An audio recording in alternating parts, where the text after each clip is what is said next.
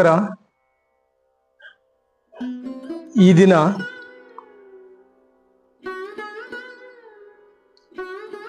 ಪೂಜೆ ಮತ್ತು ವ್ರತದ ನಿಯಮಗಳಲ್ಲಿ ಯಾವುದರ ಪಾಲನೆ ಮುಖ್ಯ ಅಂತ ನೋಡೋಣ. ಒಬ್ರು ಸಾಧಕರು ತುಂಬಾ ಉತ್ತಮವಾದ ಮಂತ್ಯನ, ಉತ್ತಮ ಒಬ್ಬನೇ ಮಗ, ಸಾಧನೆ ಮಾಡ್ತಾ ಆಧ್ಯಾತ್ಮಿಕದ ಪರಂಪರೆಯೊಳಗೆ ತನ್ನದೇ ಆದ ಒಂದು ಸಾಧನೆಯ ಉತ್ತುಂಗ ಆ ಶಿಖರವನ್ನು ಏರ್ಬೇಕು ಅಂದ್ರೆ ಏನಾಗಿತ್ತು ಅವ್ರ ಜಾತಕದಲ್ಲಿ ಅಂತ ಸ್ವಲ್ಪ ನೋಡೋಣ. ಮನ್ನಿಂದನೇ ಒಬ್ರು ಕೇಳ್ತಿದ್ದಾರೆ, ಗುರುಗಳೇ ಅವರು ಎಲ್ಲವೂ ಇದ್ದು, ಒಬ್ಬನೇ ಮಗ, ಶ್ರೀಮಂತರು, ಉತ್ತಮವಾದ ಮಂತನ, ಉತ್ತಮವಾದ ಕುಟುಂಬ, ಕಾರು, ಬಂಗ್ಲೆ, ಸೈಟು ಎಲ್ಲ ಇದೆ. ಬಟ್ ಇದನ್ನೆಲ್ಲವನ್ನ ಸರಿಸಿ ಸಾಧನೆ ಮಾಡ್ತಾ ನವರಾತ್ರಿ ಉತ್ಸವದಲ್ಲಿ ಹೆಚ್ಚು ಆಸಕ್ತಿ ವಹಿಸಿ ದೇವಿಯನ್ನ ಪಾರಾಯಣ ಮಾಡ್ತಾ ತನ್ನದೇ ಆದ ಒಂದು ಸ್ಥಿತಿಯಿಂದ ಸಾಧನೆಗೆ ಹೋದ. ಮನೆಯವ್ರಿಗೆ ಹೇಗಾಗಿರ್ಬೇಡಿ, ಒಬ್ಬನೇ ಮಗ ಅಖಂಡ ಸನ್ಯಾಸತ್ವ ಸ್ವೀಕರಿಸಿದ್ರೆ ಎಷ್ಟು ಗಲಿಬಿಲಿ ಆಗಿರ್ಬೇಡ ಹೇಳಿ. ಅಂಥವರ ಸಾಲಿನಲ್ಲಿ ಈ ಜಾತಕದವರು. ನನಗೆ ಡೇಟ್ ಆಫ್ ಬರ್ತ್ ಟೈಮ್ ಕೊಟ್ಟರು, ಬಟ್ ನಾನು ಈ ಪ್ರೆಡಿಕ್ಷನ್ ಅಲ್ಲಿ ಅವರ ಹೆಸರು ವಿಳಾಸ ಯಾವುದನ್ನು ನಾನು ಹೇಳಲ್ಲ. ಯಾಕೆ ಅಂದ್ರೆ ಅವರ ವೈಯಕ್ತಿಕವಾದ ಒಂದು ವಿಷಯಗಳನ್ನು ನಾನು ಬಹಿರಂಗಪಡಿಸಲ್ಲ. ಅದು ನನ್ನ ಪ್ರೆಡಿಕ್ಷನ್, ನನ್ನ ನಿಯಮ, ಯಾರದೇ ಆಗಿರಲಿ. ಸೊ ಯಾಕೆ ಹಿಂಗಾಯ್ತು ಅಂತ ತೋರಿಸೋಣ ಏನಿದೆ ಅದರಲ್ಲಿ. ಸೊ ಎಲ್ಲಾ ಸಂಸ್ಕಾರ ಎಲ್ಲ ಇದ್ದು ಈ ಸಂಸಾರಿಕದಲ್ಲಿ ಚೆನ್ನಾಗಿ ಜೀವನ ಮಾಡಬೇಕು ಅನ್ನೋದೇ ಎಲ್ಲರದು. ಒಂದು ನೆನಪಿಟ್ಟುಕೊಳ್ಳಿ, ಯಾರ ರಾಶಿ ಚಕ್ರಗಳಲ್ಲಿ ಆಶ್ರಲ ಜ್ಯೋತಿಷ್ಯದ ಬಗ್ಗೆ ಗಮನ, ಕ್ಯೂರಿಯಾಸಿಟಿ, ನಾನು ಕೇಳಬೇಕು ಅಂತ ಅಂಬಲ ಬರ್ತಾ ಇದೆ ಅಂದ್ರೆ ನಿಮ್ಮ ಜಾತಕದಲ್ಲಿ ನಿಮ್ಮ ರಾಶಿಗಳಲ್ಲಿ ಸಾಡೆ ಸಾತಿ ಸ್ಟಾರ್ಟ್ ಆಗಿರುತ್ತೆ. ದಶೆಗಳಲ್ಲಿ ಆದ್ರೆ ಆಗಿರ್ಬೋದು, ಭುಕ್ತಿಗಳಲ್ಲಿ ಆದ್ರೆ ಆಗಿರ್ಬೋದು, ಅಥವಾ ರಾಶಿ ಚಕ್ರದಲ್ಲಿ ಶನಿ ಮಹಾರಾಜ ಎಂಟ್ರಿ ಆಗಿರ್ತಾನೆ, ಅಲ್ಲಿ ಸಾಡೆ ಸಾತಿ ಕೂಡ ಆಗಿರ್ತದೆ. ಸಾಡೆ ಸಾತಿಲಿ ಎರಡೂವರೆ 7.5 ವರ್ಷದಲ್ಲಿ ನಿಮಗೆ ಟಚ್ ಆಗೇ ಇರುತ್ತೆ. ಅವ್ರು ಮಾತ್ರ ಜ್ಯೋತಿಷ್ಯದ ಬಗ್ಗೆ ಗಮನ ಬರುತ್ತೆ. ಅಲ್ಲಿವರೆಗೂ ಜ್ಯೋತಿಷ್ಯ ಅಂದ್ರೆ ಅಷ್ಟೇನು ಕೇರ್ ಮಾಡಲ್ಲ, ಯಾಕೆಂದ್ರೆ ಜ್ಯೋತಿಷ್ಯ ಅಂದ್ರೆ ಅಷ್ಟೇ. ಬಟ್ ಯಾವಾಗ ಶನಿ ಮಹಾರಾಜ ಎಂಟ್ರಿ ಆದ ದಶೆಗಳಲ್ಲಿ ಭುಕ್ತಿಗಳಂದ್ರೆ you are also started to enquiry in astrology. ನಾನು ಬಹಳ ಕಂಡ್ಕೊಂಡಿದ್ದೀನಿ, ಎಷ್ಟು ಜನ ನನಗೆ ಫಾಲೋ ಮಾಡಿ ನೋಡ್ತಿದಾರಲ್ವಾ. ಓಕೆ, ಶನಿ ಮಹಾರಾಜರು ಇಲ್ಲಿದ್ದಾರೆ ಅಂದ್ರೆ ಸೊ ಎಂಟ್ರಿ ದಟ್ ಪೊಸಿಷನ್ ತಗೊಂಡು ಆ ಪ್ಲಾನೆಟ್ ಅಂದ್ರೆ ಏನಾದ್ರೂ ಒಂದು ಇದ್ರಲ್ಲಿ ಸಿಗಾಕತ್ತೀರಾ.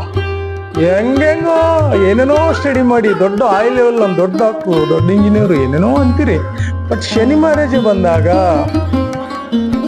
ಕೂಲ್ ಆಗ್ಲೇಬೇಕು. ನಾನು ಅದು ಇದು ನಥಿಂಗ್ ಮ್ಯಾಟರ್, ನಾನಿದ್ದೀನಿ ಅಂತ ಹೇಳ್ತಾರೆ ಅವರು. ಅಂಥವ್ರು ಮಾತ್ರ ನನಗೆ ಕಮ್ಯುನಿಕೇಟ್ ಮಾಡ್ತಾರೆ, ಗುರೂಜಿ ಅವರೇ ನನಗೆ ಹಿಂಗಾಗಿದೆ ಹೆಂಗೆ ಅಂತ. ಕಮ್ ನೋಡೋಣ ಅಂತ ಇವ್ರ ಪ್ರೆಡಿಕ್ಷನ್ ತಗೊಂಡೆ. ಸೊ ಇವ್ರದ್ದು ಏನಾಗಿದೆ, 5ನೇ ಮನೆಯಲ್ಲಿ ಗುರು ಪುಣ್ಯ ಸ್ಥಾನ. ಸೊ ಪಾಸ್ಟ್ ಲೈಫ್ ಅಲ್ಲಿ ತುಂಬಾ ಪುಣ್ಯ ಇದೆ ಇವ್ರದ್ದು. ಆ ಪುಣ್ಯ ಸ್ಥಾನದ ಮನೆಯಿಂದ ನೆಕ್ಸ್ಟ್ ಸಡನ್ ಇಲ್ಲಿಂದ ತಗೊಂತು ಕಾಳ ಸರ್ಪ ದೋಷ.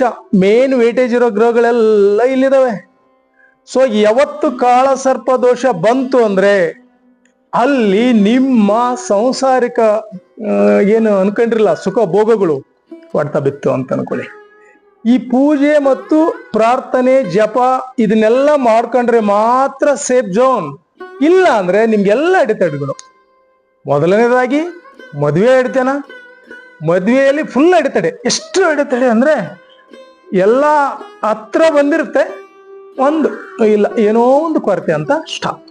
ಮತ್ ಮದುವೆಯಾಗಿ 8-10 ವರ್ಷ ಆಗಿರುತ್ತೆ, ಮಕ್ಕಳು ಸಂತಾನ ಭಾಗ್ಯದಲ್ಲಿ ಫೇಲ್ ಆಗ್ಬಿಡುತ್ತೆ. ಆ ತರ ಒಂದು ಈ ಜೋನ್ ಇದೆಯಲ್ವಾ, ಕಾಳಸರ್ಪ ದೋಷ, ಇದು ಕೆಲಸ ಮಾಡುತ್ತೆ.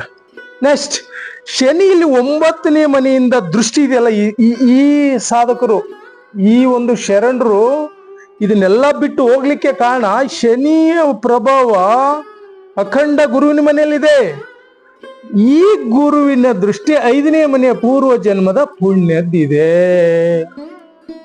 ಇಲ್ಲಿರೋ ಪುಣ್ಯ, ಇಲ್ಲಿರೋ 9ನೇ ಮನೆ ಸಾಧನೆಗೆ, ಆಧ್ಯಾತ್ಮಿಕ ಸಾಧನೆಗೆ ಧನುಷ್ ರಾಶಿ ಮನೆ, ಗುರು ಅಧಿಪತಿ ಆ ಮನೆಯದು. ಇಲ್ಲಿಂದ ಅವ್ರದ್ದು ಸಂಪೂರ್ಣವಾಗಿ ಹೊರಟು ಮುಂದೆ ಎಲ್ಲಿಗೆ ಹೊರಟು 12ನೇ ಮನೆಗೆ ಬಂದ್ರು. Lock isolated. ಯಾಕೆ? ಇಲ್ಲಿ ಕಾಳಸರ್ಪ ದೋಷ ಇದೆ. ನೋಡಿ ಎಷ್ಟು ಚೆನ್ನಾಗಿದೆ ಪ್ರೆಡಿಕ್ಷನ್ ಇದು ಅಂದ್ರೆ. ಸೊ ಅವರ ಸಾಧನೆ ಇದೆ ಅಲ್ವಾ, ಅದಕ್ಕೆ ಈ ಶನಿ ಮರ ಸಂಪೂರ್ಣ ಸಪೋರ್ಟ್ ಮಾಡಿಬಿಟ್ಟ. ಗುರುವಿನ ಮನೆಯಲ್ಲಿದ್ದಾನೆ, ಅವರು ನೆಕ್ಸ್ಟ್ ಲೆವೆಲ್ ಗುರು. ಅವ್ರು ಏನು ಸ್ಪಿರಿಚುವಲ್ ಹೇಳ್ತಾರೆ ಅದೇ ಆಗುತ್ತೆ, ಅದು ಆಗ್ಲೇಬೇಕು ಕೂಡ. ಯಾರ ಜಾತಕದಲ್ಲಿ ಅನ್ಕೊಂಡಿರ್ತೀರಿ ಏನು ನನ್ಗೇನಿಲ್ಲ, ನಾನು ಆ ಕಡೆ ಆಧ್ಯಾತ್ಮ ಮಾಡಲ್ಲ ಅಂತ, ಮಾಡಂಗ ಆಗುತ್ತೆ. ಆ ದಶೆಗಳು ಸ್ಟಾರ್ಟ್ ಆಗ್ಬೇಕು, ಕಿರಿಕಿರಿ ಶುರು ಆಗುತ್ತೆ. ಆಗ ಅನ್ಸುತ್ತೆ ಏನಪ್ಪ ಜೀವನ ಹೆಂಗಾಯ್ತಲ್ಲ ಅಂತ. ಫುಲ್ ಸಂಸಾರಂ, ಫುಲ್ ವೈರಾಗ್ಯಂ. ಇವೆರಡರ ನಡುಕ ಇಲ್ಲಿ ಗ್ರಹಗಳ ಎಂಟ್ರಿ ಸ್ಟಾರ್ಟ್, ದಶೆಗಳು ಸ್ಟಾರ್ಟ್. ಒಂದು ಭುಕ್ತಿಗಳಲ್ಲಿ ಸ್ವಲ್ಪ ಇರುತ್ತೆ, ವರ್ಷ 2 ವರ್ಷ 1.5 ವರ್ಷ ಇರುತ್ತೆ ಅನ್ಕೊಳ್ಳಿ. ಆ ಭುಕ್ತಿಗಳಲ್ಲಿ ಫುಟೇಜ್ ತಗೊಂಡಾಗ ಸ್ವಲ್ಪ ಅಪ್ ಅಂಡ್ ಡೌನ್ ವೇರಿಯೇಷನ್ ಇರುತ್ತೆ. ಬಟ್ ದಶೆ ತಗೊಂಡಾಗ, ಆ ಒಂದು ದಶೆ ತಗೊಂಡು ಅದೇ ಒಂದು ಭುಕ್ತಿ ನೋಡುದು ಬೇರೆ ಇವ್ರು ಬಂದ್ರು ಅನ್ಕೊಳ್ಳಿ, ರಾಹು ಕೇತು ಭುಕ್ತಿ ಸ್ಟಾರ್ಟ್ ಆಯ್ತು ಅನ್ಕೊಳ್ಳಿ, ನೇಮು ಫೇಮು ಹೋಯ್ತು. ಎಂತ ಒಳ್ಳೆ ಹೆಸರು ಹೋಯ್ತಿಲ್ಲಿ. ಏನು ರೀಸನ್ ಏನು? ಇಲ್ಲಿದಾರಲ್ಲ, ಏನ್ ಮಾಡ್ಬೇಕು? ಅವ್ರಿಗೆ ಸ್ವಲ್ಪ ಮಾಡ್ಕೊಳ್ಳಿ, ಪಾಸಿಟಿವ್ ಆಗಿ ಒಂದಿಷ್ಟು ಪೂಜೆ ಹೋಮ ಪುನಸ್ಕಾರ ಮಾಡ್ಕೊಳ್ಳಿ, ಶಾಂತ ಮಾಡಿ, ಅದಕ್ಕೆ ಸಂಬಂಧಿಸಿದ ಮಂತ್ರಗಳನ್ನ ಪಠನೆ ಮಾಡಿ, ದಾನ ಧರ್ಮಗಳನ್ನ ಮಾಡಿ. ಯಾರು ನಿರ್ಗತಿಕರು ಇರ್ತಾರಲ್ವಾ ಅವ್ರಿಗೆ ಸ್ವಲ್ಪ ಹೆಲ್ಪ್ ಮಾಡಿ. ಇದೆ ಅಲ್ವಾ, ಕೊಡಿ, ಎಷ್ಟು ಆನಂದ ಸಿಗುತ್ತೆ ನೋಡಿ.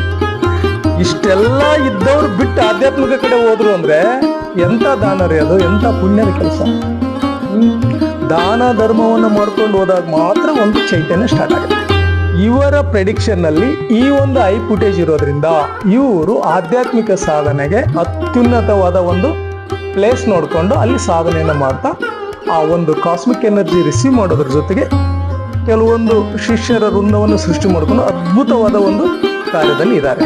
ಹೀಗಾಗಿ ಅವ್ರಿಗೆ ಇದನ್ನ ನೋಡಿ ಹೇಳಿದ್ಮೇಲೆ ಓ ಈ ತರ ಇದೆಯಾ ಅಂತಂದಾಗ ನನಗೂ ಸಂತೋಷ ಆಯ್ತು. ಓಕೆ, ಈ ತರ ಫುಟೇಜು ಈ ತರ ಸಿಕ್ಕಾಗ ನಾನು ಇನ್ನೊಬ್ಬರಿಗೆ ಹೇಳುವಾಗ ಓ ಈ ಪ್ಲಾನೆಟ್ಗಳು ಇಲ್ಲಿ ಕೂತ್ರೆ ಇದೇ ವರ್ಕ್ ಆಗುತ್ತೆ ಅಂತ ಅನ್ಲಿಕ್ಕೆ ನನಗೆ ಪರ್ಫೆಕ್ಟ್ ಇದು ಸಬ್ಜೆಕ್ಟ್ ಸಿಕ್ತು. ಹೀಗಾಗಿ ತಮ್ಮ ಮುಂದೆ ಈ ಒಂದು ನವರಾತ್ರಿ ಉತ್ಸವದಲ್ಲಿ ಈ ತರ ಶರಣರ ಬಗ್ಗೆ ಒಂದು ನೋಡಿದ್ದು ನನ್ನ ಭಾಗ್ಯ.